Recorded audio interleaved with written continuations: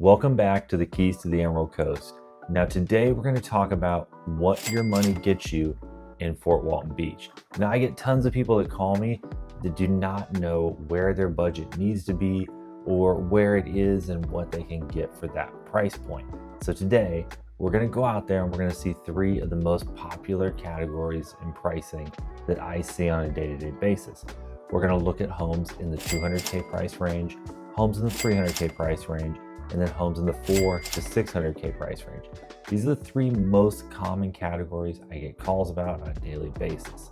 So without further ado, let's get out there and let's check these homes out and see which one you like the most. So let's start off in the 200K range. A lot of people don't think you can really get a house that's in decent condition for in the 200K range. Well, that's just wrong. Now there are going to be some trade-offs. When you're in that 200K price range, what you're really looking for is townhomes and condos.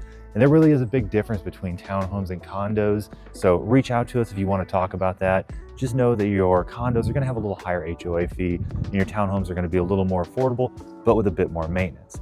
Now, what are you getting for that 200K price range for your townhomes? Well, you're going to get the 2 and 3 bedrooms. They're going to be 80s, 70s and 80s model homes, but they're going to be really remodeled and they're going to be in great shape.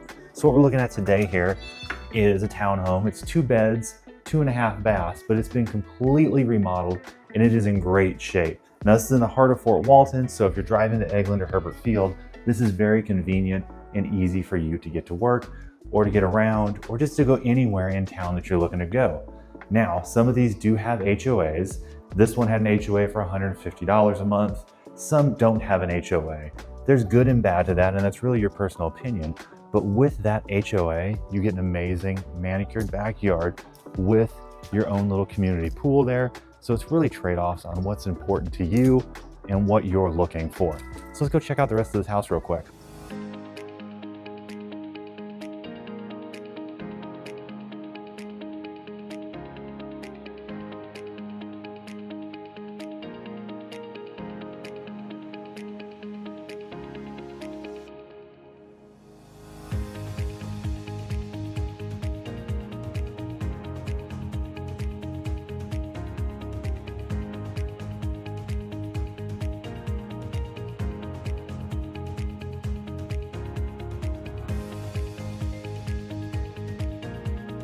Well, now we're stepping up into the 300K price range. And this is really the sweet spot in Fort Walton because this is where the median home price lies.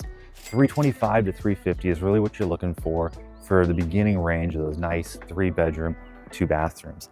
And like you can see behind us here, you're going to get the standalone house. You're probably going to end up with a 2-car garage and that nice private backyard. And if you notice, coming up from the townhomes, you're not sharing a wall with anybody in this place. But now there is a huge difference.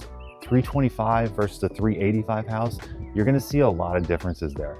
The lower you get into the 3s, you can expect things like Formica countertops and original cabinets and maybe dated floors. And the closer you get to 400K, expect to have updates like stone countertops, newer cabinets, or updated bathrooms. Like those things are going to matter there. And now take into account too, you're moving into bigger houses here. So now your roof is bigger. That's going to be a bigger repair bill when it comes. Anything you want to do at the house is just going to be more expensive. So make sure you budget for that. But let's see what you get here. In comparison to the townhome, which was much smaller, you step in and you have a much larger space here. You're going to end up with something like tall ceilings.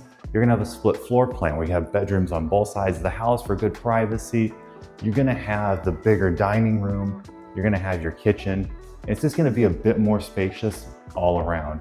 And this is the best part here. This is what people really make that swap from townhomes to the private standalone houses for, is their own private backyard. People love having dogs. They love having the kids in the backyard. You're not gaining this with a townhome. And this is one of the big factors that drives people into getting into the single family homes. So let's check the rest of this place out and see where it differs from the townhome.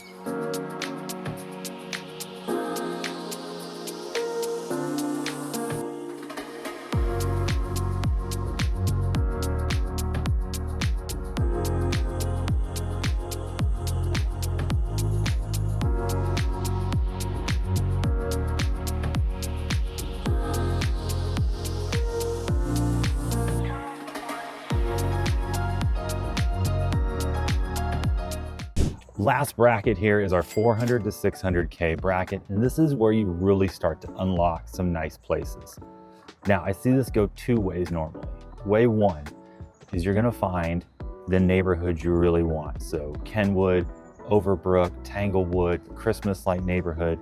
These are all great neighborhoods that you can get into, but big catch, the houses are all 60s and 70s houses in a lot of these neighborhoods, so you're going to be getting into one of those. Now, depending on where you fall in that 400K range, depends on how nice that house is gonna be.